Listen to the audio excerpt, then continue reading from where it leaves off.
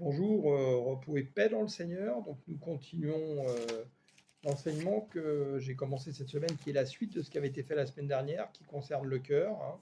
Je vous rappelle que le cœur, c'est là où doit être notre trésor, et que dans toute l'histoire du peuple hébreu, justement, il a subi plein de problèmes parce qu'il n'avait pas donné tout son cœur à Dieu. Son cœur m'adore du bout des lèvres, mais son cœur ne m'appartient pas, n'est pas à moi. Il est loin de moi. Et aujourd'hui, en Christ, nous sommes encore concernés, et encore plus que tout, par cette parole.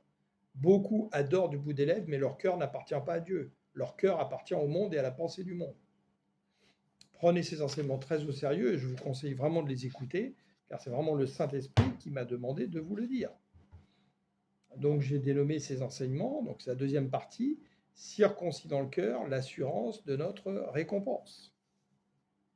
Et on va s'attacher sur Jérémie, parce qu'il y a beaucoup d'enseignements dans Jérémie, où on voit que c'est préfigurateurs de Christ, et qui sont encore valables aujourd'hui dans un autre contexte, mais qui sont toujours valables, si nous ne prenons pas garde. Donc Jérémie 9,6. Ta demeure est au sein de la fausseté. C'est par fausseté qu'il refuse de me connaître, dit l'Éternel. Donc on poursuit sur les avertissements justement de l'Éternel. C'est pourquoi ainsi parle l'Éternel des armées, voici je les sonderai, je les éprouverai, car comment agir à l'égard de la fille de mon peuple, donc son épouse, le peuple de Dieu qui était censé être à Jérusalem, Jérusalem qui est l'épouse. C'est pour ça qu'elle est souvent considérée donc comme la prostituée, justement, qui n'a pas été fidèle à son mari, l'Éternel. Leur langue est un trait meurtrier et ils ne disent que des mensonges.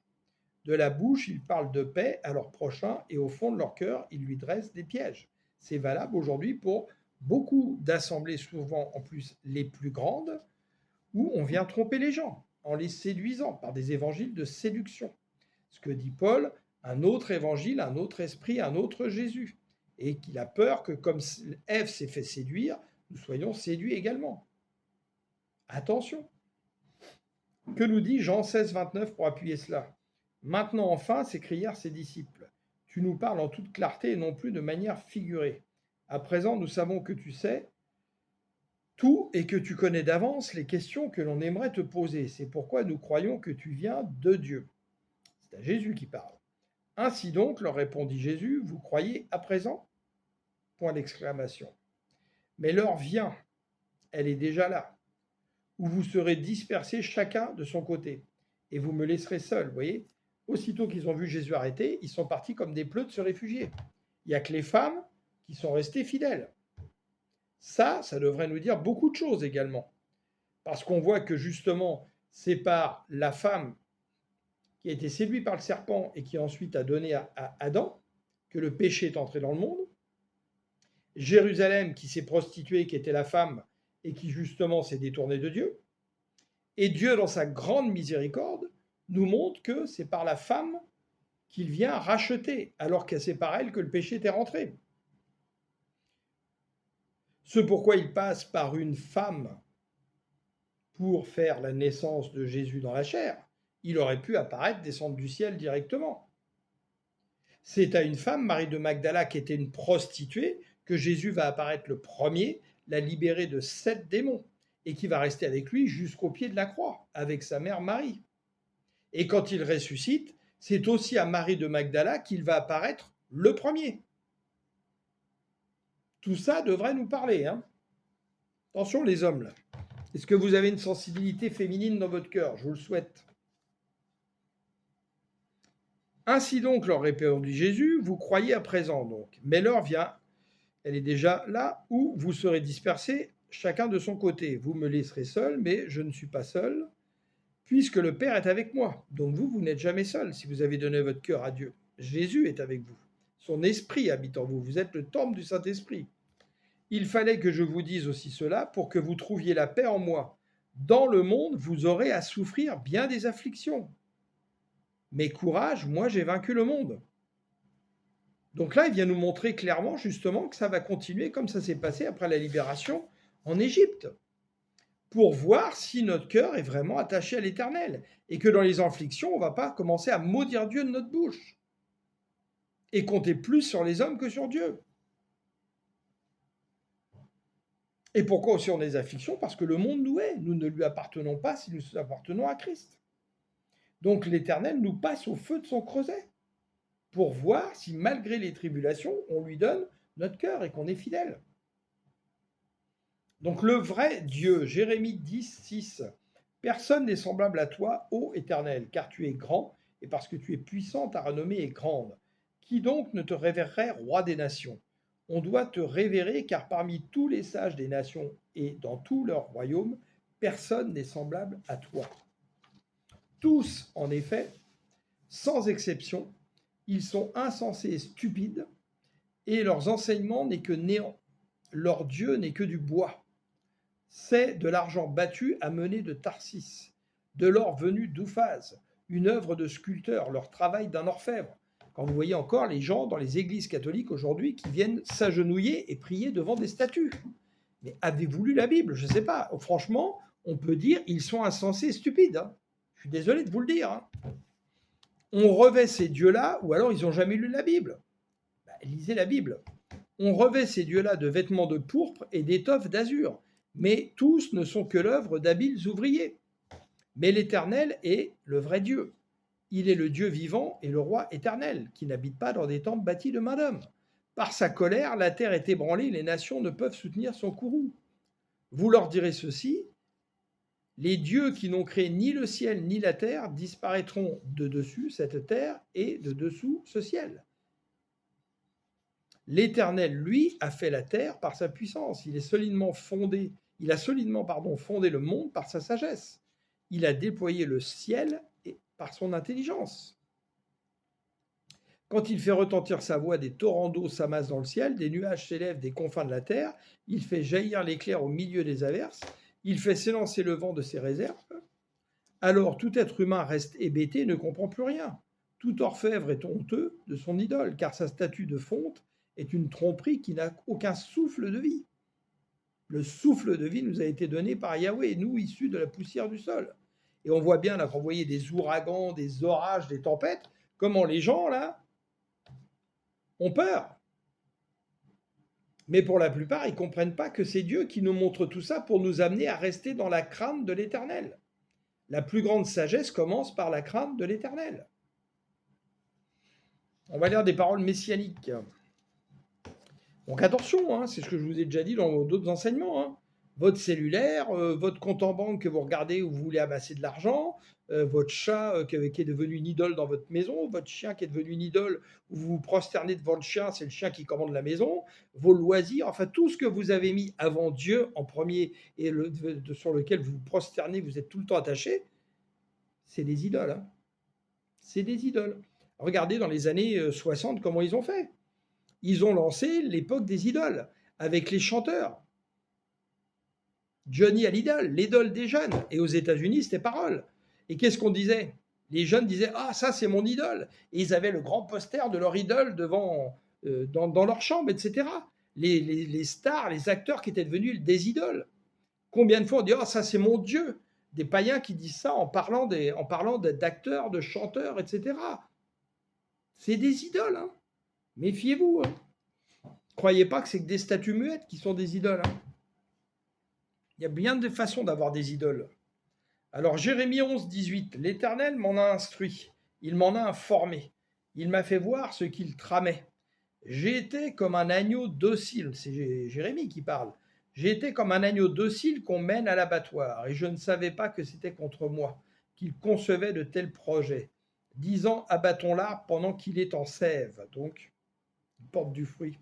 Venez, supprimons-le du monde des vivants, et qu'on ne s'en souvienne plus.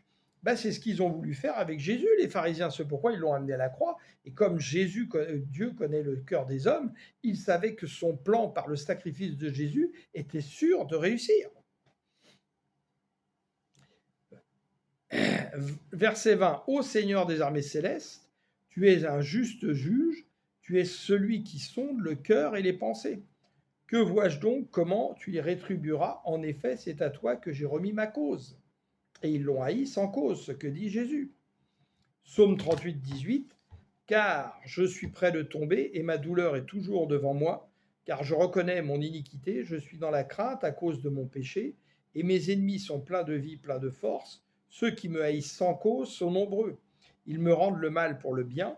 Ils sont des adversaires parce que je cherche le bien.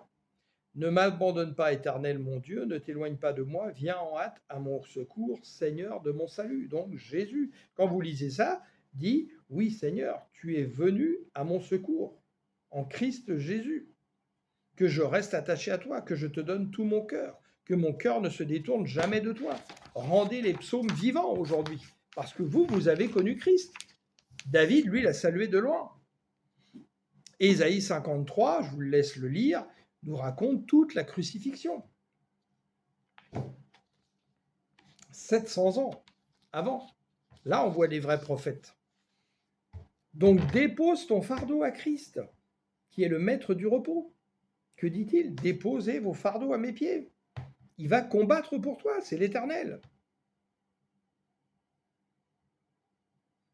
Ne compte plus sur tes propres forces.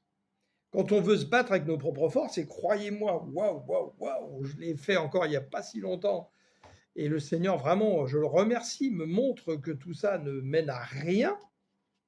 Ça, vous envoyez un signal à Dieu comme quoi vous n'avez pas mis votre confiance en l'Éternel pour combattre vos combats. Restez calme dans la tempête.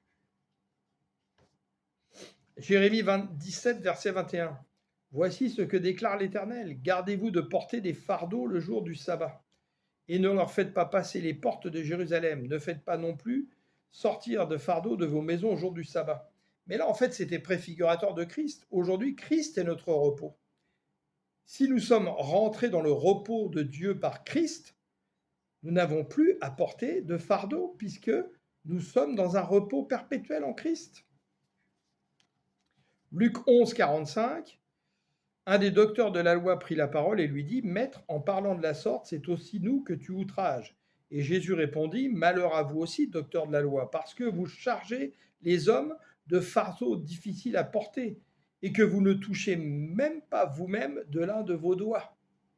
Malheur à vous, parce que vous bâtissez les tombeaux des prophètes que vos pères ont tués. Vous rendez donc témoignage aux œuvres de vos pères et vous les approuvez, car eux, ils ont tué les prophètes et vous, vous bâtissez leurs tombeaux. C'est pourquoi la sagesse de Dieu a dit, je leur enverrai des prophètes et des apôtres, ils tueront les uns et ils persécuteront les autres, afin qu'ils soient demandés compte à cette génération du sang de tous les prophètes qui a été répandu depuis la création du monde, depuis le sang d'Abel jusqu'au sang de Zacharie. Vous voyez que normalement, Zacharie est le dernier prophète. Et dans notre Bible, on voit Malachie qui vient derrière. Or, renseignez-vous un peu, vous verrez que Malachie, en fait, est un nom qui veut dire envoyé, et où ça a été écrit par d'autres personnes qui étaient proches de Zacharie. Mais le dernier prophète, c'est de l'Ancien Testament, c'est Zacharie. Tué entre l'autel et le temple. Oui, je vous le dis, il en sera demandé compte à cette génération. Malheur à vous, docteurs de la loi, parce que vous avez enlevé la clé de la science, donc qui est en Christ, la sagesse de Dieu. Vous n'êtes pas entrés vous-même et vous avez empêché d'entrer ceux qui le voulaient. Et aujourd'hui, je suis désolé, il y a encore beaucoup de gens qui enseignent dans les églises qui sont semblables à ça. Parce qu'ils ont été formatés par des écoles bibliques, etc., où on a appris des choses parfois où, je suis désolé, on répète de père en fils tout ce qui a été fait. Et on voit bien quand même que depuis le IIe siècle, on s'est totalement éloigné du plein évangile, avec l'Église justement chrétienne orthodoxe et catholique, qui nous a égarés totalement, et plus elle avançait dans le temps, plus elle nous a égarés en rajoutant des faux commandements. Et quand Luther est arrivé, il n'a fait qu'une fausse réforme. C'est comme s'il avait crépi des murs qui posaient sur le sable. Et nous allons le voir un peu plus tard. Je vous dirai ce que le Seigneur m'a dit. Ce que je peux vous le dire, le Seigneur m'a fait justement plusieurs fonctions. Le Christ avait toutes les fonctions. Hein. Prophète, évangéliste, docteur, apôtre, etc., etc. Il avait toutes les fonctions. Si vous servez vraiment le Seigneur, petit à petit, le Seigneur vous donnera toutes ses fonctions. Et il les utilisera au moment qu'il a besoin dans votre bouche. Aujourd'hui, plein de gens s'appellent prophètes, je ne sais pas quoi. Qu'est-ce qu'ils nous prophétisent? Est-ce qu'ils nous reprennent? Est-ce qu'ils nous corrigent pour qu'on ne perde pas notre salut? Attention, attention. 1 Pierre 5, 6. Humiliez-vous donc sous la puissante main de Dieu, afin qu'il vous élève au temps convenable, et déchargez-vous sur lui de tous vos soucis, car lui-même prend soin de vous. Laissez votre fardeau, laissez-le combattre vos combats. Ayez confiance en lui, et même si ça tarde, croyez que vous l'avez reçu. Jérémie 23, 5. Voici les jours viennent, dit l'Éternel, où je susciterai à David un germe juste. Il régnera en roi et prospérera, il pratiquera la justice et l'équité dans le pays. En son temps, Juda sera sauvé, Israël aura la sécurité dans sa demeure. Et voici le nom dont on l'appellera, l'Éternel, notre justice. Christ est la justice de Dieu. Le roi des rois, le Seigneur des seigneurs. Alors, concernant les prophètes séducteurs, voyons ce que dit Jérémie 23, 16. Ainsi parle l'Éternel des armées, n'écoutez pas les paroles des prophètes qui vous prophétisent, ils vous entraînent à des choses de néant, ils disent des visions de leur cœur, et non ce qui vient de la bouche de l'Éternel. Ils disent à ceux qui me méprisent, l'Éternel a dit, vous aurez la paix, et ils disent à tous ceux qui suivent les penchants de leur cœur, il ne vous arrivera aucun mal. C'est ce qui se passe aujourd'hui, où on vous fait croire que parce que vous êtes baptisé, vous êtes converti à Jésus, etc., allez-y, faites tout ce que votre cœur vous demande, il n'y a aucun souci. Ben, c'est pas vrai. C'est pas vrai. On n'est pas dans un évangile du mérite, mais on a des choses à faire. Je suis désolé. Et cette chose à faire, la première, c'est de s'attacher à Jésus, de donner notre cœur. Et si nous donnons notre cœur à Jésus, vous verrez que notre cœur nous interdira de faire et d'accepter certaines choses. Et nous n'accepterons plus non plus le compromis entre le mal et le bien. Qui donc a assisté au conseil de l'Éternel pour voir, pour écouter sa parole? Qui a prêté l'oreille à sa parole? Qui l'a entendu? Voici la tempête de l'Éternel, la fureur éclate, l'orage se précipite. Ils font sur la tête des méchants. La colère de l'Éternel ne se calmera pas jusqu'à ce qu'il ait accompli, exécuté les desseins de son cœur. Vous le comprendrez dans la suite des temps. Et s'il y a l'Apocalypse à la fin, donc les temps de la révélation, où on nous montre des choses qui ont déjà été faites dans l'Ancien Testament, mais des choses qui sont à venir, qui vont se répéter parce que justement le cœur des hommes ne change pas et que la colère de Dieu va gronder à la fin, c'est pas pour rien. Et l'Apocalypse ne dit pas tous les chrétiens seront enlevés. Elle nous dit pas ça. Hein. Déjà, on ne parle pas de chrétiens, on parle d'enfants de Dieu, mais des enfants de Dieu pourront chuter. Et personne n'est à l'abri. Hein. Rien n'est acquis. Hein. La coupe de la colère de Dieu, les raisins de la colère, ivres de sang, tout ce que l'Église lira sur la terre, écrasera avec ses pieds. En hébreu, quand on regarde dans les profondeurs, en cherchant un petit peu les correspondances dans les codes Strong, on voit que quand il dit à l'Église, parce que c'est pas Pierre qui dit ça, à l'Église, tout ce que tu liras sur la terre, donc tout ce que vous êtes l'Église, tout ce que vous liez sur la terre, ça veut dire vendanger. Et comment on écrasait le vin? Avec les pieds. Et que nous dit-il? Je vous ai donné le pouvoir sur les scorpions et les serpents, de les écraser. On vendange justement tout le mal pour préparer ça pour la colère qu'il faudra boire à la fin. Et tout ce que nous délirons, c'est tout ce que nous consacrons sur la terre. Nous le consacrons pour l'Éternel parce que nous sommes des rois, des prêtres, sacrificateurs de l'Éternel. Donc nous consacrons les choses. Jérémie 25, 15. Car ainsi m'a parlé l'Éternel, le Dieu d'Israël, prends de ma main cette coupe remplie de vin de ma colère, et fais-la boire à toutes les nations vers laquelle je t'enverrai. Ils boiront, et ils chancelleront et seront comme fous, à la vue du glaive que j'enverrai au milieu d'eux. Et je pris la coupe de la main de l'Éternel, et je la fis boire à toutes les nations vers lesquelles l'Éternel m'envoyait. Donc regardez aussi ce qu'il est marqué dans l'Apocalypse. Rien de nouveau sous le soleil. Hein. La sagesse de l'Éternel nous dépasse totalement, il faut bien le comprendre. Qu'est-ce que nous dit Jérémie 27, 2 pour appuyer tout cela? Ainsi m'a parlé l'Éternel, fais-toi des liens et des jougs, et mets-le sur ton cou. C'est à Jérémie qui fait ça, qui dit ça. Envoie-les au roi d'Édom, au roi de Moab, au roi des enfants d'Ammon, au roi de Tyr, au roi de Sidon, par les envoyés qui sont venus à Jérusalem auprès de Sédécias, roi de Juda, et à qui tu donneras mes ordres pour leur maître, en disant, ainsi parle l'Éternel des armées, le Dieu d'Israël, voici ce que vous direz à vos maîtres.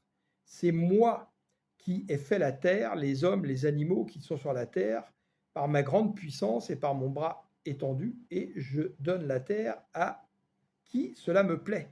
C'est aussi Dieu, regardez bien ce qui est dit dans les Proverbes, qui fait le riche et qui fait le pauvre. Maintenant, je livre tous ces pays entre les mains de Nebuchadnezzar, roi de Babylone, mon serviteur. Donc, vous voyez, c'est Dieu qui va donner le pouvoir à quelqu'un qui est censé, sur le papier, être l'ennemi du peuple hébreu. Pourquoi? Parce qu'ils ont désobéi sans arrêt. Et regardez dans Habakkuk, où comment Dieu, justement, nous montre qu'il crée des méchants plus méchants que les méchants pour détruire ceux qui ont désobéi. C'est ce qui va arriver à la fin, hein. Celle que nous connaîtrons. Peut-être pas nous, nos petits-enfants, peu importe, mais c'est la fin avant que Jésus revienne, hein. Toutes les nations lui seront soumises, à lui, à son fils et au fils de son fils, jusqu'à ce que le temps de son pays arrive. C'est-à-dire qu'à un moment donné, ça va changer. Et que Babylone va être détruite aussi à son niveau. Et que des nations puissantes et de grands rois la servissent. Si une nation, si un royaume ne se soumet pas à Nebuchadnezzar, roi de Babylone, et ne livre pas son coup au joug du roi de Babylone, je châtierai cette nation par l'épée. Comprendre la volonté de Dieu, qui n'est souvent pas notre volonté, hein. Par la famine et la peste, dit l'Éternel, jusqu'à ce que je l'ai anéanti par sa main. Et vous n'écouterez pas vos prophètes, vos devins, vos songeurs, vos astrologues, vos magiciens, qui vous disent, vous ne serez point asservis au roi de Babylone. Donc ils leur disent le contraire. Donc qui n'est pas la volonté de Dieu. Car c'est le mensonge qu'ils vous prophétisent, afin que vous soyez éloignés de votre pays, afin que je vous chasse et que vous périssiez. Mais la nation qui pliera son cou sous le joug du roi de Babylone, et qui lui sera soumise, je la laisserai dans son pays, dit l'Éternel, pour qu'elle la cultive et qu'elle y demeure. Donc on verra que justement ceux qui accepteront d'être sous le roi de celui que Nebuchadnezzar va mettre sur le pays de Juda et de Jérusalem, ceux-là continueront de prospérer. Les autres qui fuiront dans des pays, en Égypte, chez les Moabites, vont tous être détruits par l'Éternel. Donc comme d'habitude, ils désobéissent, et pire va leur arriver. Jérémie 28, Jérémie le prophète répondit à Hanania le prophète en présence des sacrificateurs et de tout le peuple qui se tenait dans la maison de l'Éternel. Jérémie le prophète dit Amen, que l'Éternel fasse ainsi, que l'Éternel accomplisse les paroles que tu as prophétisées et qu'il fasse revenir de Babylone en ces lieux les ustensiles de la maison de l'Éternel et tous les captifs qui avaient été pris par Babylone. Seulement écoute cette parole que je prononce à tes oreilles et aux oreilles de tout le peuple. Les prophètes qui ont paru avant moi et avant toi dès les temps anciens ont prophétisé contre des pays puissants et des grands royaumes de guerre, le malheur et la peste. Mais si un prophète prophétise la paix, c'est par l'accomplissement de ce qu'il prophétise et qu'il sera reconnu comme véritablement envoyé par l'Éternel. Alors Hanania le prophète enleva le joug du dessus le cou de Jérémie, le prophète, et il le brisa. Et Hanania dit en présence de tout le peuple, ainsi parle l'Éternel, donc comme un menteur, c'est ainsi que dans 2 années je briserai de dessus le cou de toutes les nations le joug de Nebuchadnezzar, roi de Babylone, et Jérémie le prophète s'en alla.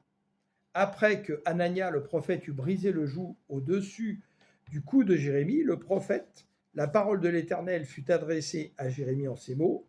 Va, et dit Hanania, ainsi parle l'Éternel, tu as brisé un joug de bois, tu auras à sa place un joug de fer, donc pire. Car ainsi parle l'Éternel des armées, le Dieu d'Israël, je mets un joug de fer sur le cou de toutes ces nations pour qu'elles soient asservies à Nebuchadnezzar, roi de Babylone, et elles lui seront asservies, je lui donne aussi les animaux des champs. Donc là, revoyons des paroles messianiques, Jérémie 31,2. Ainsi parle l'Éternel, il a trouvé grâce dans le désert, le peuple de ceux qui ont échappé au glaive, Israël marche vers son lieu de repos. Jésus est notre repos. De loin, l'Éternel se montre à moi, je t'aime d'un amour éternel, c'est pourquoi je te conserve ma bonté. Je te rétablirai encore et tu seras rétabli, vierge d'Israël. Nous sommes préparés comme une vierge pure pour Jésus, par ceux qui nous enseignent plus le Saint-Esprit, s'ils nous enseignent selon la volonté de Dieu par le vrai Saint-Esprit, et non pas par un autre esprit, s'ils sont vraiment des oracles de Dieu. Tu auras encore des tambourins pour parure, et tu sortiras au milieu des danses joyeuses, tu planteras encore des vignes sur les montagnes de Samarie, les planteurs planteront et cueilleront des fruits. Attention à rester des vierges pures pour Jésus. 2 Corinthiens 11,1, pareil, méditez ça régulièrement. Quand vous allez dans des assemblées pour avoir le discernement de ce qu'on vous dit et de ce que vous entendez. La foi vient de ce qu'on entend. Oh, si vous pouviez supporter de ma part un peu de folie, dit Paul de Tarse, la folie de Dieu. Mais vous me supportez, car, oui, il dit comme Dieu, car je suis jaloux de vous d'une jalousie de Dieu. Dieu est jaloux, il ne supporte pas que vous donniez votre cœur à quelqu'un d'autre. Parce que je vous ai fiancé à un seul époux, donc le Christ, pour vous présenter à Christ comme une vierge pure, comme Jérusalem devait être la vierge pure pour Dieu. Pourquoi? Parce que la nouvelle Jérusalem va arriver avec Jésus à son retour. Si nous voulons habiter dans la nouvelle Jérusalem, nous devons avoir des cœurs pour Dieu et être une vierge pure. Toutefois, de même que le serpent séduisit Ève par sa ruse, je crains que vos pensées ne se corrompent et ne se détournent de la simplicité à l'égard de Christ. Et Christ m'a dit plusieurs fois, vous me trouverez dans les choses simples. Car si quelqu'un vient vous prêcher un autre Jésus que celui que nous avons prêché, ou si vous recevez un autre esprit que celui que vous avez reçu, ou un autre évangile que celui que vous avez embrassé, vous le supportez fort bien. Vous vous laissez mettre sous un joug étranger. Vous n'êtes plus sous le joug de Dieu. Voilà ce que nous dit cette parole. Et on est pourtant dans le Nouveau Testament. Vivons dans la crainte de l'Éternel. Sachez qu'à la fin, il y aura un jugement, vous le savez. Ne prenez pas ça à la légère. C'est la seconde mort de votre âme qui est en jeu. Jérémie 31:8. Voici, je les ramène au pays du septentrion, je les rassemble des extrémités de la terre. Parmi eux sont l'aveugle et le boiteux, la femme enceinte. Nous sommes dans les douleurs de l'enfantement, de Christ totalement en nous, comme une vierge pure, justement, et celle en travail. C'est une grande multitude qui revient ici. Vous voyez, tout ça, c'est préfigurateur. Ils viennent en pleurant, et je les conduis au milieu de leurs supplications, je les ramène vers des torrents d'eau, par un chemin uni, où ils ne chancellent pas, car je suis un père pour Israël, et Éphraïm est mon premier-né. Bénédiction de Jacob sur Joseph. Qu'est-ce qu'elle dit? Genèse 49:22. Joseph est le rejeton d'un arbre fertile. Et on a bien dit de Jésus qu'il était un rejeton d'un arbre fertile. Le rejeton d'un arbre fertile près d'une source, les branches s'élèvent au-dessus de la muraille. Ils l'ont provoqué, ils ont lancé des traits, les archers l'ont poursuivi de leur haine, mais son arc est demeuré ferme et ses mains ont été fortifiées par les mains du puissant de Jacob. Qui est le puissant de Jacob? L'Éternel. Il est ainsi devenu le berger, le rocher d'Israël. Alléluia, gloire à Dieu. Gloire à notre Seigneur de gloire, Jésus. Verset 10, on poursuit. Nation, écoutez la parole de l'Éternel et publiez-la dans les îles lointaines. Dites, celui qui a dispersé Israël le rassemblera. Il le gardera comme le berger garde son troupeau. Car l'Éternel rachète Jacob. Il le délivre de la main du plus fort que lui. Ils viendront et pousseront des cris de joie sur les hauteurs de Sion. Ils accourront vers le bien de l'Éternel, le blé, le mou, l'huile, les brebis et les bœufs.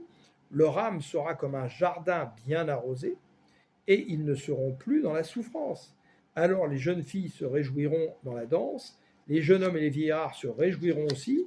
Je changerai leur deuil en allégresse, je les consolerai, je leur donnerai de la joie après leur chagrin.